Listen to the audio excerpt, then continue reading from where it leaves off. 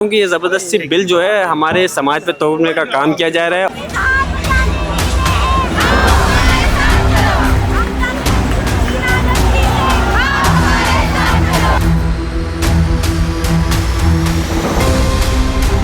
नहीं चलेगी, ये देश में आपस धान्य और भाईचारा चलेगा।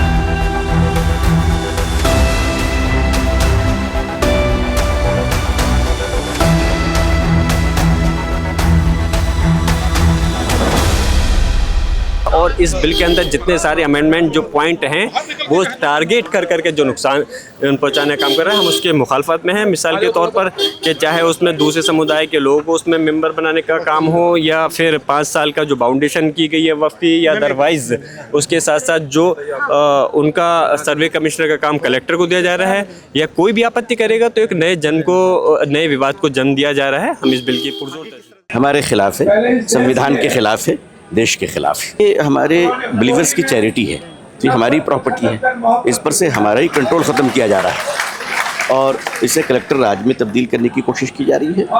और साथ ही साथ इसमें जो लोग स्टेक होल्डर नहीं हैं उन्हें भी इसका कस्टोडियन बनाने की बिल में कोशिश की जा रही है। सबसे बड़ी बात यह है कि स्टेक होल्डर हम हैं और हमसे एडवाइस भी नहीं किया गया। ये चीज़ ठीक नहीं है। लोकतंत्र में मिलजुल कर सब रहते हैं। अगर आपको किसी चीज़ पर कोई आपत्ति है तो आप बैठ के बात कीजिए ना, हम आपके हैं, आप हमारे हैं। हमारे पास फ़ोन आए भाई, हमारे पास में जो है लोनी से फ़ोन आया, हमारे पास में जो है हापुड़ से फ़ोन आया, हमारे पास गाज़ियाबाद से फ़ोन आया, हमारे पास में जो है आपके इधर से फ़ोन आया। तो ये यानी मेवात की तरफ से फ़ोन आया कि रास्ते में रोका जा रहा है, तो इसका मतलब ये कि रोकने की कोशिश की गई है। क्या लगता है कितना सक्सेसफुल रहा आपका ये प्रोग्राम? बहुत सक्सेसफुल रहा है। इससे ज़्यादा भी लोग आ सकते थे। ये पूरा ग्राउंड भर जाता था अगर रोका नहीं जाता तो। लेकिन बहरहाल इसी तरह के प्रोग्राम हम दूसरे इलाकों में करेंगे। अभी हमारा अगला निशाना जो है वो बिहार पटना है, उसके बाद आपके विजयवाड़ा है, उसके बाद हर कैपिटल सिटी के अंदर करेंगे। चलिए, भाई यूज़र जितनी प्रॉपर्टी है वो महफूज नहीं रहेंगी, उसको जब चाहे डीएम कब्जा कर लेगा। और ये करेंगे, और इनका मकसद दूसरा है भी नहीं।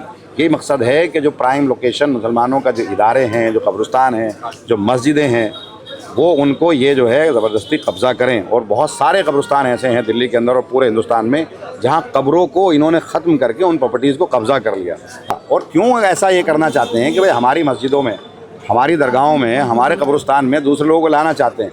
वक्फ बोर्ड जो है एक मैनेज करता है हमारी तमाम प्रॉपर्टीज़ को जो वक्फ की हुई हैं, हमारी मस्जिदों को, हमारी दरगाहों को, हमारे कब्रिस्तानों को, उसको ये ले लेंगे, उसको ये लेना चाहते हैं। और हमारे लोग, हमारे इन कमेटीज़ में लोगों को क्यों लाना चाहते हैं दूसरे लोगों को? सरकार ने एक जेपीसी की कमेटी बनाई थी, उसके बाद में जिस तरह के नताइज वहाँ आए हम सब जानते हैं कि विपक्ष को वहाँ सुना नहीं गया। लोगों ने जो अपनी बातें कही, मुस्लिम संगठनों ने जो बातें अपनी रखी, उनको सुना नहीं गया। लेकिन आज हम ये बताना चाहते हैं कि अगर ये बिल पेश किया गया और ये पारित होता है तो ये धरना सिर्फ एक आज जंतर मंतर पर धरना नहीं होगा, बल्कि पूरे देश के कोने कोने में देश का मुसलमान अपने हकों के लिए, अपने अधिकार के लिए और वक्फ को बचाने के लिए जो है वो मैदान में आएगा और प्रदर्शन करेगा। हम लोग ये समझते हैं कि ये जो वक्फ बिल है, ये वक्फ बिल मुसलमानों का अपना मजहबी मामला है। इस मजहबी मामले में हुकूमत को किसी भी तरह से इंटरवेंशन नहीं करना चाहिए। हुकूमत अगर ये इंटरवेंशन कर रही है तो ये मुसलमानों के साथ एक ज़्यादती कर रही है। तो ये संशोधन होता है तो वक्फ बाय यूज़र जो 90% मस्जिदें हैं स्पेशली, ये सब सरकार के अधीन हो जाएंगी।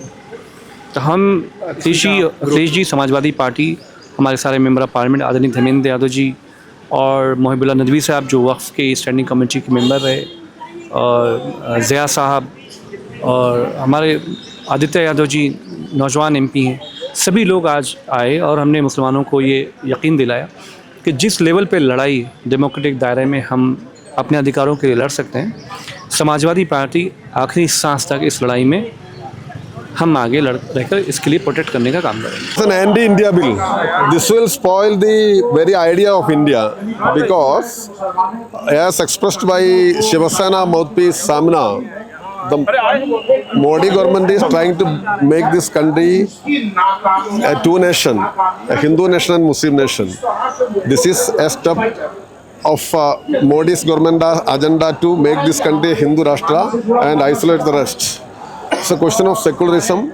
That is why we are opposing. Today it is for Muslims. Tomorrow it may affect Sikhs and other religious minorities.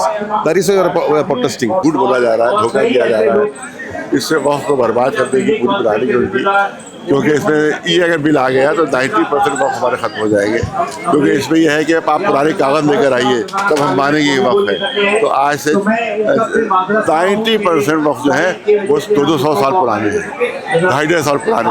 कौन सा कागज़ है जो 200 साल हमारे पास महफूज होगा? 250 साल पुराना कोई कागज़, और ज़माने कोई कागज़ होता भी नहीं था। और आज 1923 में वक्फ एक्ट आया है, उसके बाद कागज़ मांगे गए हैं। तो 200 साल पहले का कागज़ कहाँ से मिल जाएगा? 500 साल कागज़ कहाँ मिल जाएगा? केरल की मस्जिद है 1400 साल पुरानी, उसका वफ़नामा ले आइए आप। हमने एक सीधी सादी बात कही, पार्लियामेंट जिस ज़मीन पर बनी है उसके कागज़ आप ले आइए कि ज़मीन किससे लिया आपने, सारे कागज़ हम दे देंगे।